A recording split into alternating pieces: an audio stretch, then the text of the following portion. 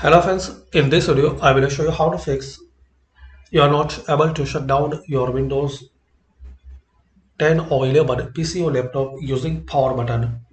Once you press power button, so on that time your Windows getting sleep not shut down.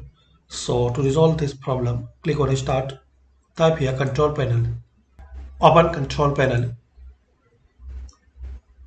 select View by as large icons, then click on Power Options.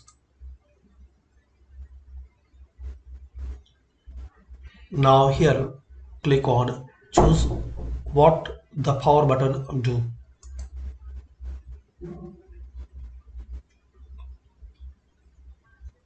So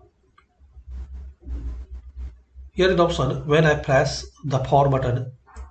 So select here shutdown. On battery on plugged in, select in both option shutdown. In case it's selected some different, so select shutdown, then click on save changes. Now try to shut down your PC by pressing power button. So hopefully this will resolve problems and you are able to now shut down your Windows using power button. Thanks for watching. Please comment this method work for you or not.